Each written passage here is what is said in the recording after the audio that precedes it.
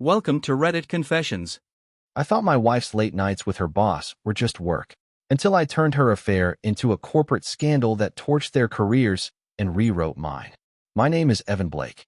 I'm 35, IT consultant, quiet, observant, maybe a little too trusting. I don't do drama. I solve problems, fix systems, keep things running smoothly, at work, and until recently, at home. Kara's the opposite. 33, sharp as glass, polished in every sense. A corporate finance analyst with perfect posture and perfect timing. The kind of woman who makes power suits look like armor. To her coworkers, she's unstoppable. At home, she was distracted lately. Always busy. Always buzzing. No kids yet. Just the two of us in a sleek condo overlooking downtown Chicago. Weeknight dinners if she was home. Weekend brunch if she wasn't catching up on work. I thought it was the price of ambition. I thought I understood. The first message said, "Same time tonight?" The second, "Wear that pencil skirt I like." That's when I knew something was wrong. Not a gut feeling. Not a sudden jolt of paranoia. Just cold. Quiet. Like standing in the center of a frozen lake and hearing the first subtle crack. It started with a stupid sync error. Kara had been complaining about her Slack not updating on her laptop. She left it open on the kitchen counter while she showered, and I figured I'd take a look. IT troubleshooting was part of my job, after all. I wasn't snooping. Not at first. But then Slack launched, and the thread popped open. Private.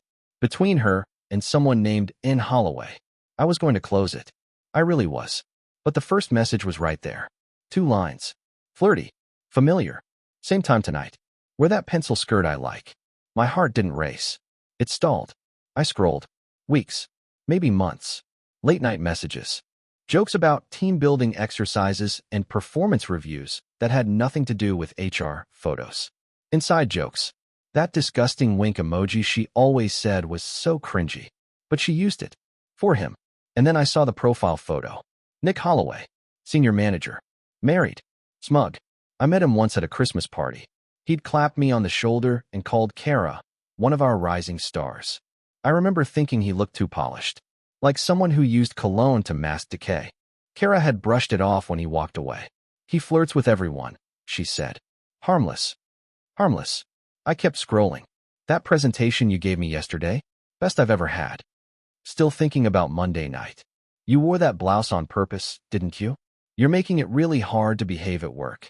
The timestamps blurred together. Messages sent after midnight. During work hours. One even popped up while we were having dinner with my parents last weekend. She had smiled, excused herself, and spent 10 minutes in the bathroom. I thought she was sick. I poured her peppermint tea. She was sexting her boss. I should have stopped. Closed the thread. Pretended I never saw it.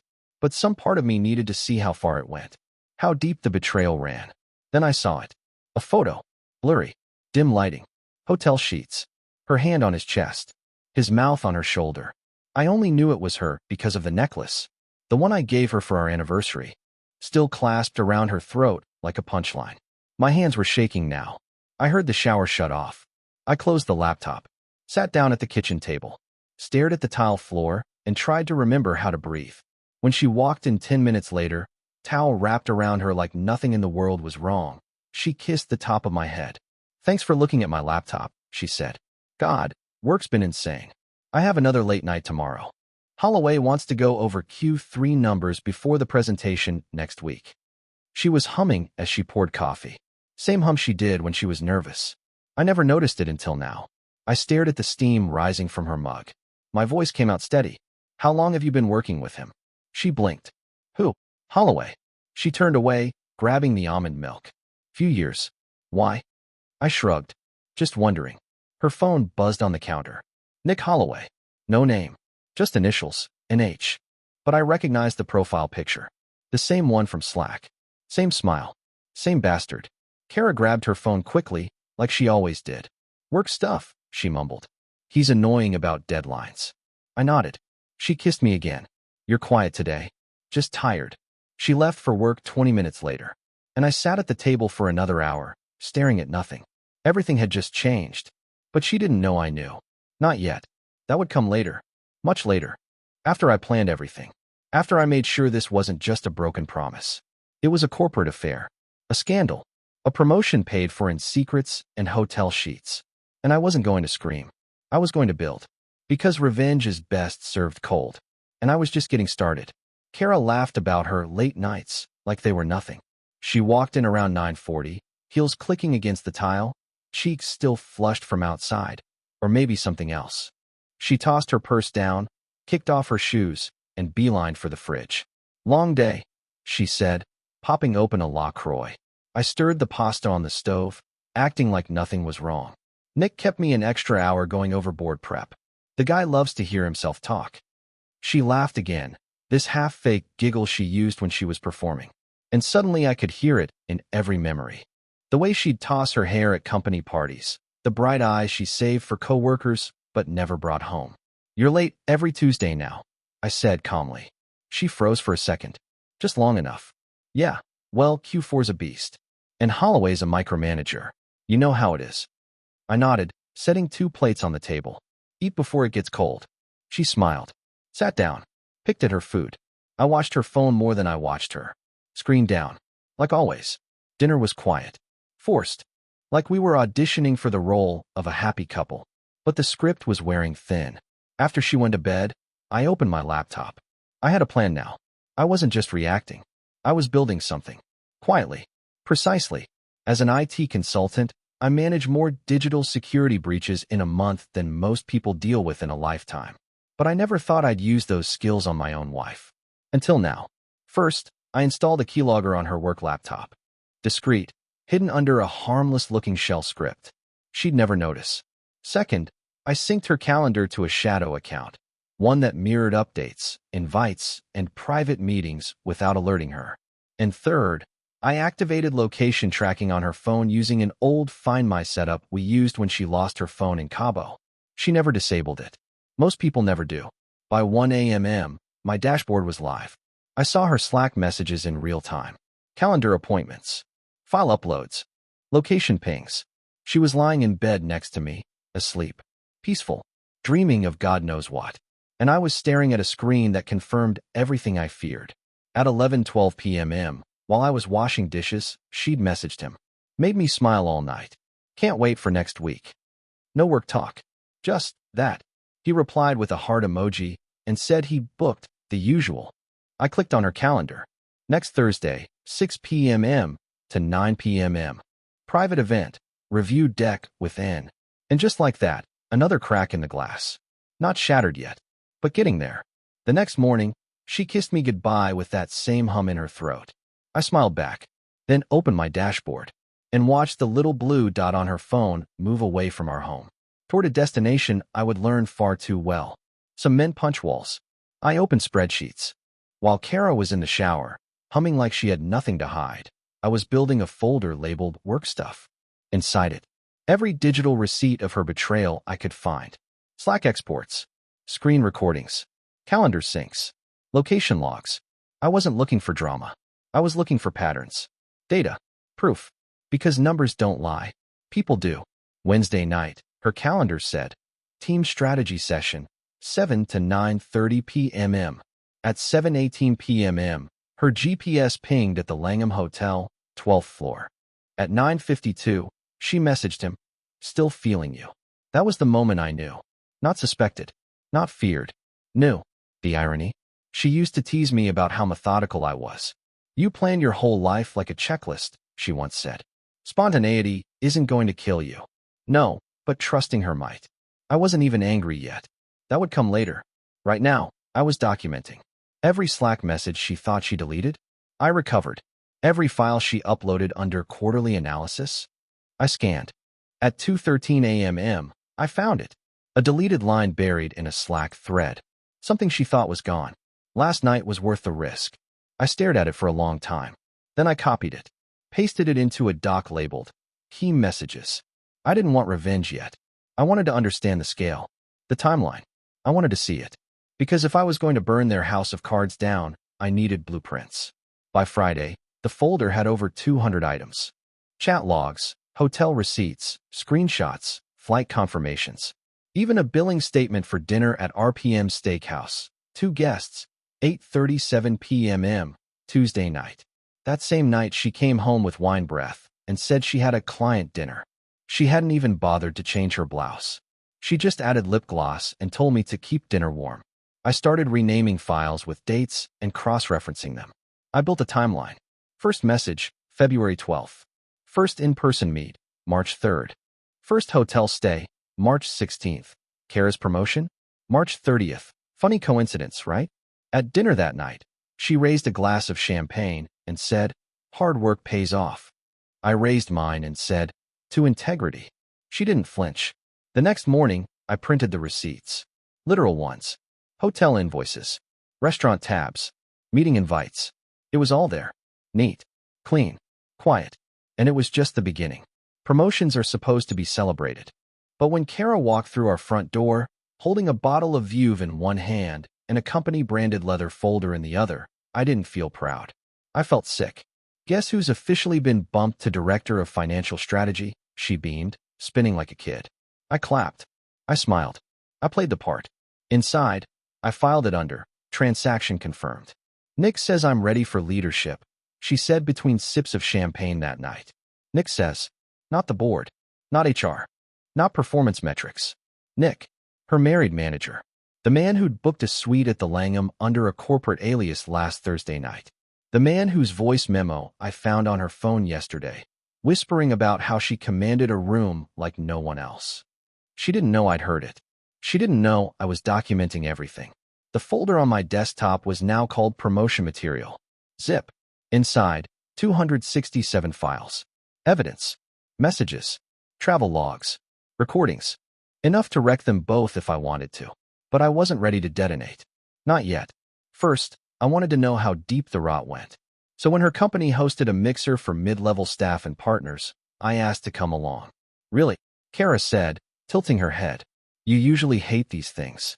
"Thought I should celebrate my wife's success," I said, smiling like it didn't burn. The mixer was held at a rooftop bar downtown.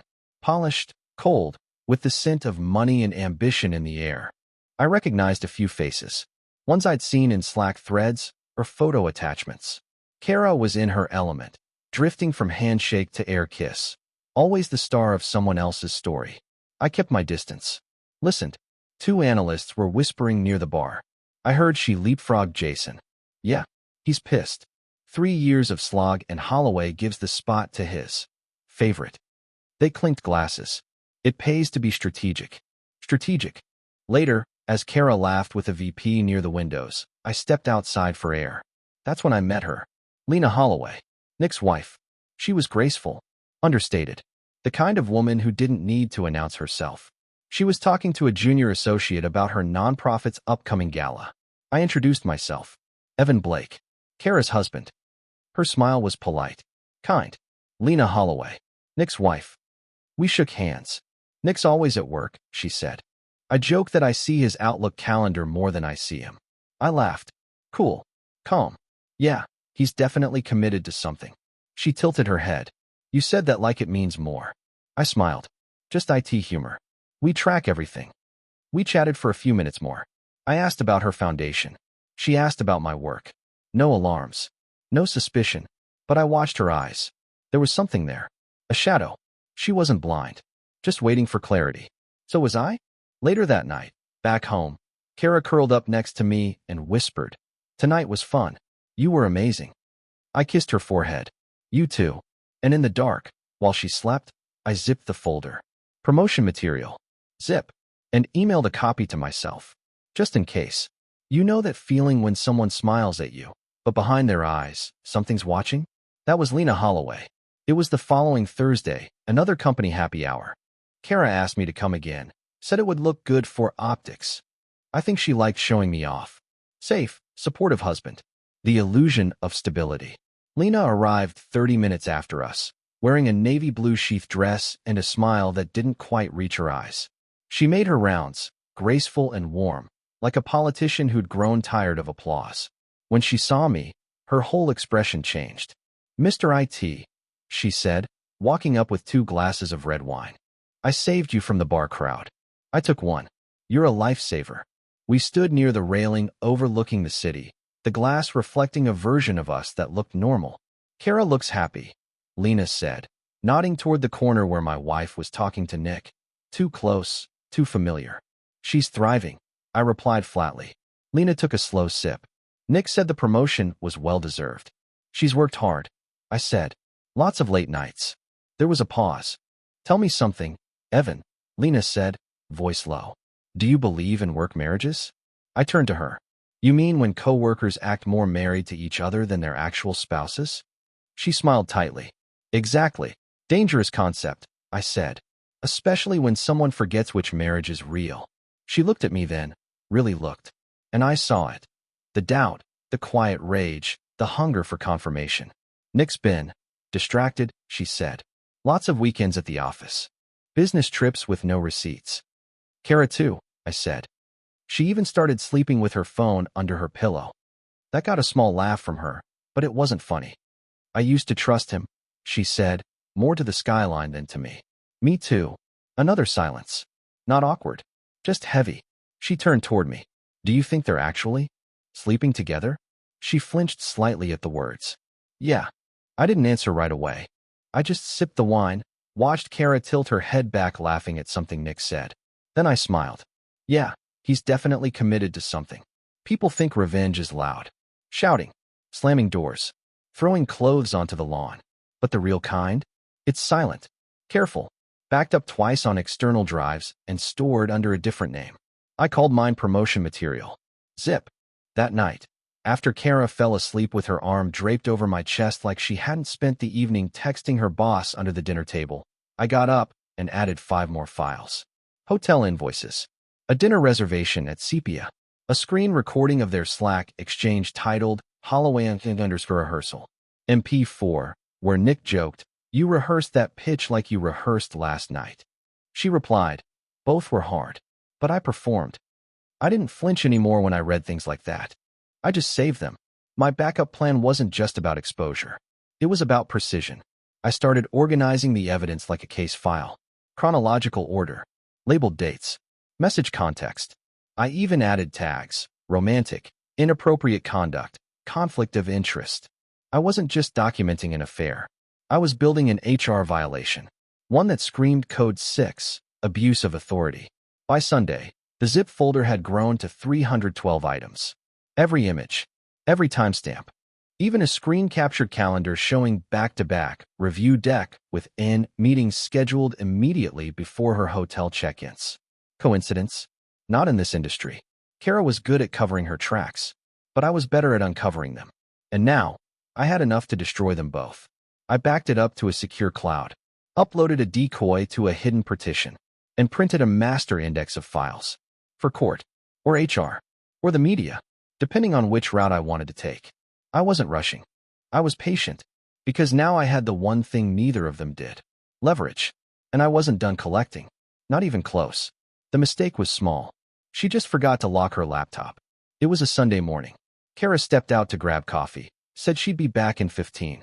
I was at the kitchen table finishing a budget proposal for a client. And there it was. Her MacBook. Screen still lit. No password prompt. Curiosity isn't what pulled me to it. It was confirmation.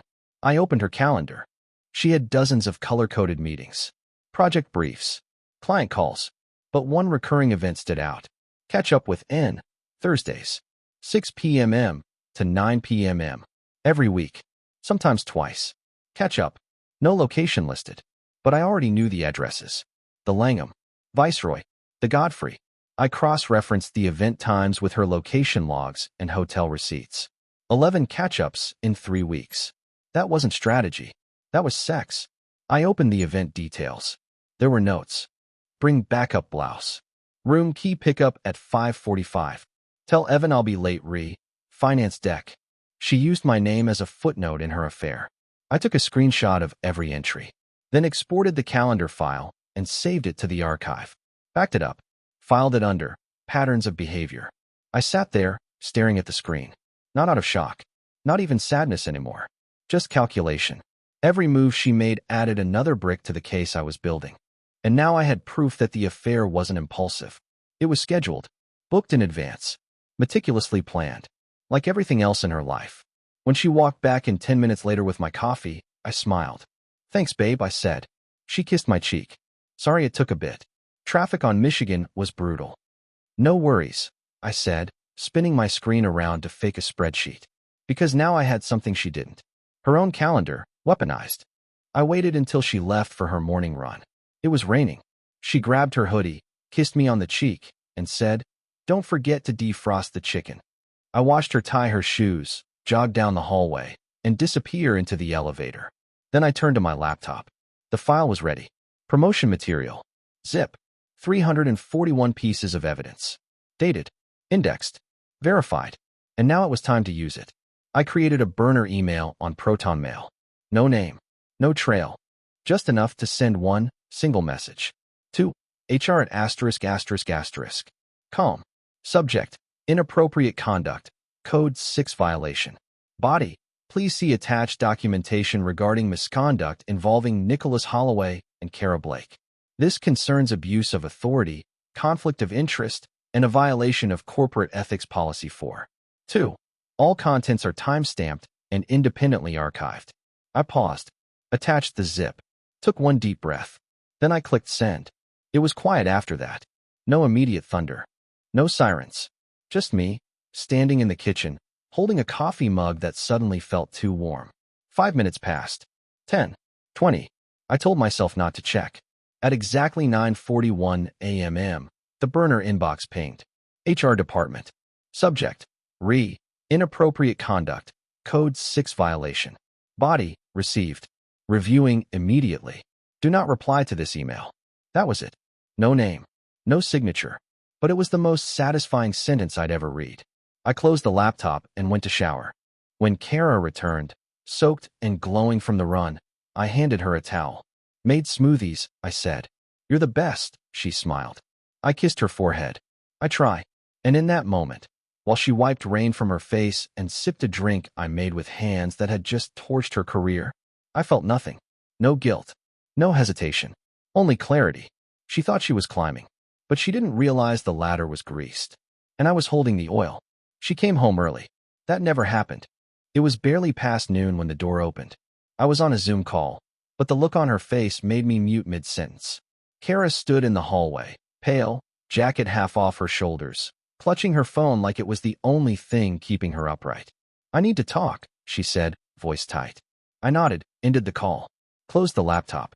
She walked into the living room like someone wading through fog. HR pulled me into a meeting this morning, she said, sinking into the couch. They said someone submitted a report, detailed, with everything. She looked at me then, eyes wide, red, searching. Nick's been put on leave. I sat down next to her. For what? She blinked like I slapped her. They said he violated Code 6. Abuse of authority. Said there were messages, receipts, even location data. Damn, I whispered. She curled into herself. Evan. They had screenshots. They said it was anonymous, but I think someone's been watching us. Us, not him.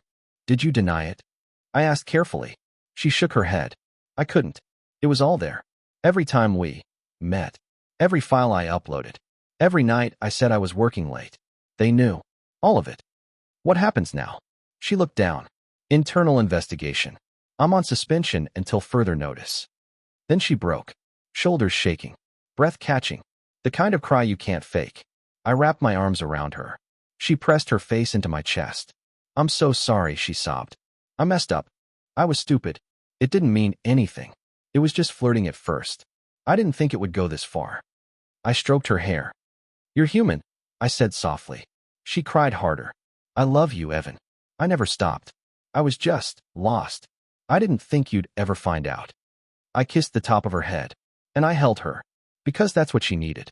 And because she had no idea I was the one who pulled the first thread. No idea I was the one who sent the file. No idea that while she unraveled in my arms, I was already planning what came next. She didn't sleep that night. I did. Kara tossed and turned beside me, scrolling through her phone, texting no one, checking Slack like the investigation might magically disappear. I let her stew in it. By morning, she looked like she'd aged a decade. Puffy eyes, messy bun, the confidence she wore like perfume, gone. She stood in the doorway of my office while I typed out invoices. Evan, she said softly, can we talk? I turned, gave her a blank stare. About what? Her hands were shaking. Everything. What's happening? I need to explain. I nodded. Okay, explain. She walked in slowly, like the floor might vanish. It started during Q1. I was under so much pressure. Nick and I spent so much time together and, I don't know, we got close. It wasn't supposed to happen. I said nothing. She sat on the arm of the chair across from me. He made me feel seen. Like my ideas mattered. Like I mattered. I didn't mean to hurt you. Still, I said nothing. Kara's voice cracked. It wasn't love. It wasn't even real. It was stupid. I thought I could control it. That no one would find out. Find out what? I asked. She swallowed hard. That we slept together. I nodded slowly. And how many times was it, stupid? Her face twisted. Evan, please. It doesn't matter. What matters is I ended it. Before HR got involved. Before any of this. When did you end it? A few weeks ago. I told him it was over. That I loved you, and I couldn't live this lie anymore. But you could for months. It was a mistake. I was weak. I should have told you, I know. But I was scared you'd leave. I stared at her for a long time. Then shrugged. We all make mistakes. She blinked. That's it. That's all you're going to say? I gave her the smallest smile. What do you want me to say? That I hate you? That I'm going to throw a lamp? She looked like she wanted that. Some proof of pain. A scene. A reaction. Instead, I stood up. You made your choices, Kara, and now you're living in the aftermath. She stood too. Desperate. I'm trying to fix this. I told HR the truth. I took responsibility. I told them it was mutual. Was it? She paused. Yes. I mean, mostly. He initiated. But I didn't stop it. I can't blame him entirely. I nodded. Because I already had it all in writing. Slack threads. Calendar invites. Hotel receipts. Consent. Collusion. Career suicide. But I wasn't going to tell her that. Not yet. Because this wasn't about exposure anymore. It was about control. And she just handed me the reins. Some revenge comes in storms. Mine came in a cream-colored envelope with gold trim. I mailed it on a Tuesday. First class. No return address. The front of the card said, "Congratulations on your big move." Inside it read, "Wishing you success in all your upcoming transitions. May your next chapter be as bold as your last." And tucked into the fold was a slim USB drive. Labeled in neat, black Sharpie, Kara's promotion. No threats. No explanation. Just clarity. I knew exactly what Lena would do. I imagined the scene. Their kitchen. Polished marble. Wine glasses half full. Nick checking his phone like he always does. Lena opening the envelope slowly. Her fingers pausing on the message. Then the USB. Did someone from work send this? She'd ask. Nick would shrug. Play dumb. She'd plug it in. And there it would be. A simple folder. Screenshots. Hotel receipts. Slack logs. Calendar entries. And one video. A screen recording of Kara giggling as she messaged Nick. Room keys on the desk. Don't be late. I didn't need to see the aftermath. I could feel it. The silence. The heat of realization. The sound of Lena pushing back her chair. Of truth detonating across a dinner table. Nick would try to explain. He'd spin words like he spun quarterly projections. But Lena wasn't HR. She didn't need proof beyond that video. She just needed to know what she'd already suspected. That her husband wasn't loyal. And that someone had finally confirmed it. That night, Kara curled up next to me on the couch and said, "I think we're going to get through this." I smiled. Me too. The next day, Nick Holloway's name disappeared from the company directory. The email hit her inbox at 10:06 a.m. Subject, termination notice, effective immediately. I watched her read it. Watched her world fold inward in real time. Kara sat frozen at the kitchen island, phone in one hand, coffee untouched in the other. She read it again, and again. Then she looked up at me. They fired me. Her voice cracked. They said due to the investigation findings, my employment is terminated immediately. I feigned surprise. Wait, what? I thought they were just suspending you. She nodded quickly, panicked. So did I? But apparently, someone submitted more evidence. Outside HR. Someone sent files to legal. Videos, messages, everything. They said it was undeniable. I sipped my coffee. Jesus. They scrubbed me from the team page. My email's locked. I can't even get into Slack. Evan, it's like I never existed. I didn't say a word. She broke down. Right there on the bar stool, in last night's hoodie, knees pulled to her chest like it might protect her from the blowback. This was supposed to be my year, she whispered through tears. I worked for everything. I sacrificed so much. You did, I said. She looked at me. Red eyes. Raw. Desperate. Say something. Yell at me. Tell me you hate me. Just don't sit there like this doesn't matter. I leaned back in my chair. Calm. Steady. It does matter, but not in the way you think. She blinked. This whole thing, it's not just about the affair. It's about integrity, about choices, about consequences. She covered her face. I ruined everything. I stood up, walked around the island, placed my hand gently on her back. You ruined your career. Not everything. She turned her head slightly. And us. I paused, just long enough. Then I whispered, we'll see. Because I already knew the answer. I just wasn't ready to give it to her yet. She sobbed harder. And I stood there, calm as glass, holding a woman who finally realized how far she'd fallen. The news broke that afternoon. Nick Holloway's name scrubbed from the corporate website. Company statement. Effective immediately, Mr. Holloway has resigned amid a breach of ethical conduct review. Kara never saw the USB. But Lena did. And Lena knew exactly how to make it count. She called me at 6:14 p.m. I was at my desk, half listening to Kara shuffle around the apartment. She hadn't left in 2 days. No makeup, no Zooms, just shadows and regret. When the phone lit up with Lena Holloway, I didn't hesitate. Hello. Her voice was steady, controlled. I know everything. Thank you. I didn't speak. Just let the silence hang. She filled it. The USB, the folder. It was organized. Surgical.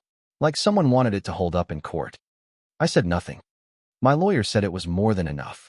Timeline, intent, abuse of power. Are you okay? I finally asked. She laughed. Dry? Bitter. I'm filing for divorce tomorrow. Already froze the joint accounts. His name will be gone from the foundation by next week. Good. She exhaled slowly. And you? Still playing dumb? For now, she thinks I'm deciding whether to forgive her. And are you? No. Another pause. Then what's next? Justice. Lena was quiet for a beat. Then, let's make them regret every minute of it. It wasn't a question. It was a pact. We exchanged no further details. We didn't need to. The damage was already done. Now it was time to decide how much farther the cracks would spread. That night, Kara came into the bedroom, holding an old photo of us from our honeymoon. Do you think we can ever go back to this? I looked at it. The fake smiles. The perfect lie. No, I said softly. We can't go back. She cried again. I didn't comfort her. Not this time. Because the next move? It belonged to me and Lena. And neither of us played soft. The irony? I didn't even need a new job. But I updated my LinkedIn anyway. Evan Blake. IT consultant, strategic solutions, data integrity advocate. Now open to new opportunities. It took 2 days. Then the message came. Saw your profile. We're impressed by your discretion and background. Would love to talk. The firm? A direct competitor to Kara's former employer. Not just any competitor. The one that had been trying to poach talent from her division for over a year. I scheduled the interview. Wore a sharp navy blazer. Spoke calmly, confidently. Highlighted all the right keywords: security, reliability, internal audits, systems breach prevention. I didn't mention the affair. Didn't need to. They already knew about the scandal. We value integrity here, the hiring manager said. And loyalty. I nodded. Those are non-negotiables for me. She smiled. Start date would be Monday. We'll fast-track everything. Looking forward to it. By the time I left their high-rise office, I had a better offer than Kara ever had. Higher salary. Better title. Corner office. I took a photo of the building's view. The skyline. The river cutting through downtown. Saved it to my phone under the album titled After. That night, Kara asked if I wanted to go on a weekend trip. Somewhere quiet, she said. Just us. No phones. I told her I had a job interview Monday. She blinked. Already? I thought you were stable where you are. Things change, I said. She looked nervous. Where? I smiled. Just across the street. I walked into my new office on a Monday. 29th floor. Floor-to-ceiling windows. A skyline that didn't feel like a dream anymore. Just a new vantage point. The assistant handed me a welcome packet. New badge. Custom email. Password credentials.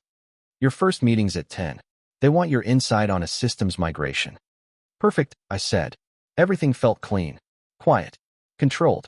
No lies, no damage control, just progress. By noon, I had a dozen messages congratulating me. By 3 p.m., 3 more offers in my inbox. But there was one email I didn't open. From Kara Blake. Subject, can we talk? There were voicemails, too. First tearful, then calm, then pleading. I didn't listen to any of them. There was a delivery that afternoon. Reception called to say I had flowers waiting. I told them to donate them to the lobby. The card said, still proud of you. Always. I didn't need pride. Not from her. I sat at my desk, took out my phone, and opened the Photos app.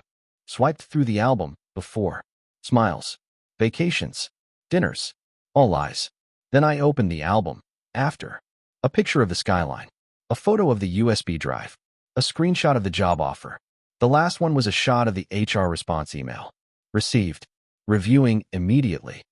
I smiled, closed the phone, turned to my new view, and opened the future. The past? Delete. Delete. Trash.